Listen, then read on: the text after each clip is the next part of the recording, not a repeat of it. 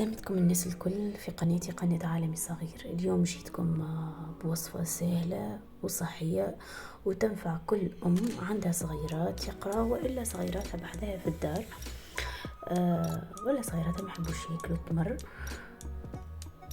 المقادير كما كنتوا تشوفوا ظهروا على الشاشة سابقا، سهلة ومتوفرة في كل دار، والوصفة ناجحة 100%، وما تستحقش فيها برشا حاجات. جست خلاط كان عندك روبو ولا حتى ركاضة باليد، مش لازم معناتها ركاضة الكتريك ولا حاجة. من الاولى كما تشوفوني حطيت العظم، زدتوا مغرفة ملح ورحيتهم في الروبو، ركضتهم في خلطة عادية متاع جو. من بعدك زدت السكر ورجعت ركضتهم مليح. من بعد زدت بقية المكونات اللي هي الياغورت والزيت والدقلة رحيتها مسبقا،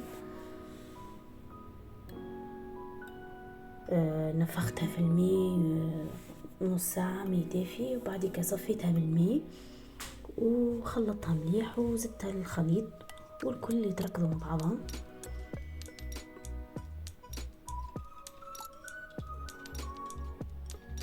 هني قاعدة نزيد في الدقلة كما قاعدين تشوفوا.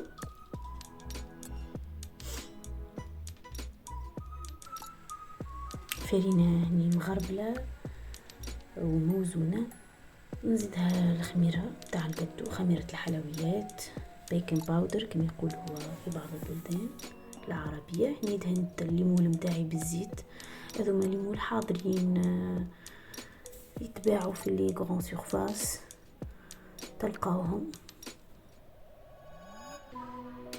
المكونات هذيك عملت لي 2 مول كمية باهية، واحدة استعملناها في قهوة العشية والاخرى من غدوة الصغيرات هزوا منها لمجة وفطور صباح. يعني زدت شوية لوز هذيك اختيارية اللي لا يحب معناتها، وفي الاخر دخلتهم الفور كما تراوني في النتيجة.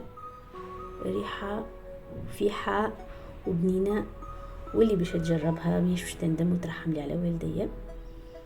وحتى صغار اني صغيرة هم ما يحبوش برشا الدقلة، اما حبوا الكيك وهزوها لمجة.